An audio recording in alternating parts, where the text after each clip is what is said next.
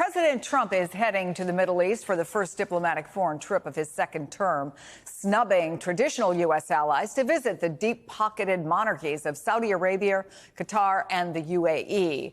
And Trump has confirmed on Truth Social that his administration is preparing to accept a super luxury jumbo jet from the royal family of Qatar, writing, quote, "The fact that the Defense Department is getting a gift free of charge of a 747 aircraft to replace the 40-year-old Air Force One temporarily in a very public and transparent transaction so bothers the crooked Democrats that they insist we pay top dollar for the plane.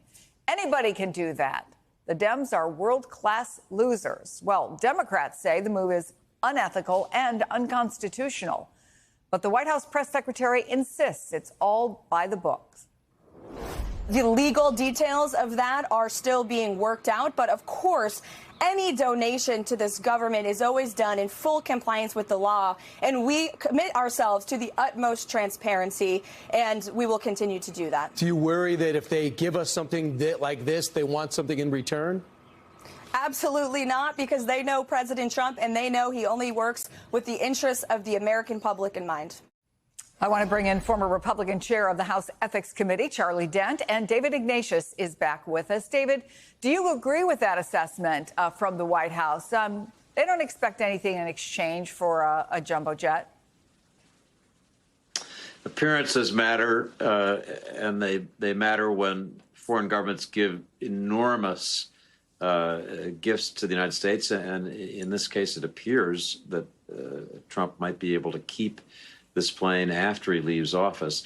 There's a reason that the founders wrote into the Constitution what's called the Emoluments Clause, which says that receipt of gifts from foreign governments require the specific approval of Congress, because the founders understood being indebted or seen to be indebted to a foreign power was inappropriate. I just want to note a second issue, Chris, that matters here, which is security. Quite apart from the ethical issues, this is some of the most sensitive equipment that the United States government has. When the president is in Air Force One traveling, every bolt, every panel, every wire has to be secure. And you know, I don't have to cast aspersions on Qatar to think that people can get into those systems from outside who wish the United States ill, who'd love to have the ability to capture those systems. What the Secret Service will do to make this plane entirely secure if it's received, I can't imagine it. All they're going to have to go through. They're going to have to take it apart piece by piece. Yeah, by some reports, it would take years, and then there were conversations about whether they could sort of ease up on that a little bit. That's going to be a conversation moving forward. But let's talk about just the gift, Congressman. My understanding is members of Congress aren't even allowed to accept a fruit basket from a constituent for official work. So can the president accept a $400 million plane, give or take, from a foreign government? And I wonder if this had happened when you were ethics chair, what you would have said and done. Well, first, many members of Congress have gotten themselves in a little bit of trouble over the years for receiving gifts from foreign governments. And I can tell you they weren't worth $400 million. We're usually talking more than $50, maybe a few $100s worth. And they had to report those, any types of gifts like that. And the Ethics Committee would tell them what they had to do with those gifts. So this is rather unprecedented as far as I can tell. David correctly pointed out the Emoluments Clause, which says that you really can't, elected officials can't receive anything of value from a foreign government without the express approval of the Congress. You may remember during the first Trump administration, he intended to bring the G7 or the G20 down to Doral, his own golf course down in his golf club down in Florida.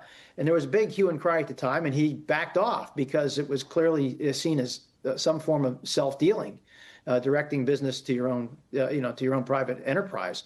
That was a problem. Also, when we look at Qatar, you may remember too, during the first Trump administration, Qatar was being blockaded by Saudi Arabia and the UAE, and then President Trump at the time supported the Saudis and the Emiratis at that time. So Qatar, of course, has a big base, American base there. So I'm sure that the Qataris, obviously want to stay on the right side of this president. But the ethics of this, though, is really highly questionable. The press secretary just said, oh, we're going through the legal details now. I bet she is, or I bet they are, because I want to see how they're going to explain this, because on the face of it, it appears to me this is a violation of the Emoluments Clause, and I'd like to hear the clever lawyering that they're going to be rolling out shortly to tell us how this somehow passes legal muster and ethical muster. Well, they have kind of rolled it out. A senior Justice Department official tells NBC News that the DOJ's legal counsel prepared a memo. It was approved by the Attorney General, Pam Bondi. And ownership of the plane, as we've mentioned, is expected to transfer to the Trump Library. So there's, I think, two ways to look at this. Okay, that makes it okay, or it's really a personal gift that Donald Trump will be able to use once he's out of office. How do you read the idea that there was a review of this by DOJ's legal counsel? Well, if the plane is not going to be used for personal use, then maybe it would pass muster. You might remember they took Ronald Reagan's old Air Force One jet, and it's at the Reagan Library. It's just sits there. It's not used. It's mothballed. I mean, it's not operational. So, I mean, if they received the plane and they weren't going to use it, then I suspect they could maybe get away with this. But from what I'm hearing, they intend to use this plane after he leaves office for personal use, unless that's not true.